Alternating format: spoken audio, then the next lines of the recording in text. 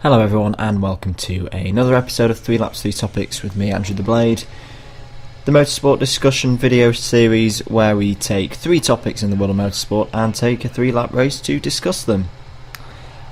So we're going to kick off today with the return, and what I'm very glad to see is the return of the Austrian Grand Prix. So the Austrian Grand Prix back at the renamed Red Bull Ring, which back in the day was the A1 ring, which is a truncated version of the Ostrich ring.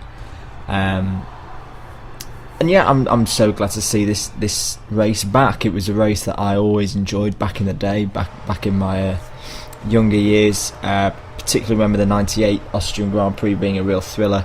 There'd been a wet qualifying, so yeah, the weather in that part of the world can play its card. So you had a wet qualifying, you mixed up grid, Fisichella on pole and Benetton and I think a Lacey in second in a Sauber, and it produced a really good race.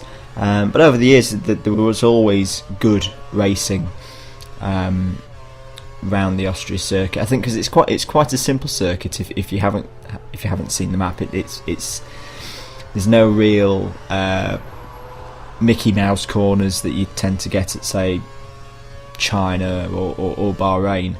You've got a good number of fast sweeping corners, good long straights, or in comparison to the rest of the track, long straights with heavy braking zones. I like what they've done with the 2 DRS zones. So they've got one on the pit straight and one on the back straight coming off of turn 2, which from memory is where most of the overtaking was back in the day. So yeah, I'm really looking forward to it. My prediction for the race, well, quite obviously, it's going to be a Mercedes win, unless they have a repeat of issues like they had back in Montreal. But the Mercedes powered cars look quick.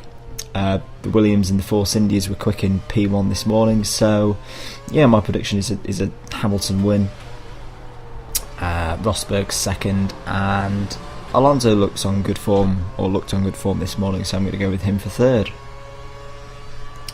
So the second lap, we're going to talk about, go back to what I talked about a couple of videos ago about the idea of scrapping P1, the first practice session on a Friday morning, and bunching the weekend up. That idea has been rejected.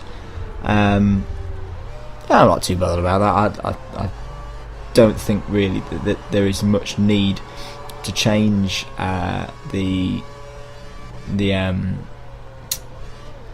layout of the weekend in terms of number of practice sessions, number of qualifying sessions, stuff like that. I can see why it could have been a good cost saving measure, but I think, well, clearly the teams agree there's savings that can be made elsewhere.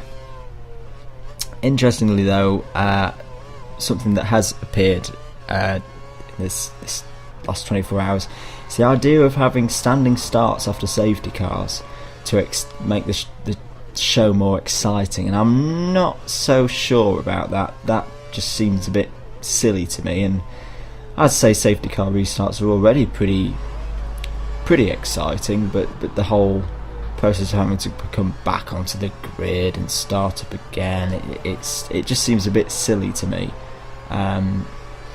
Plus you don't tend to see that many crashes off the start anymore because people take it more cautiously, so I don't really get where the benefit would be in that.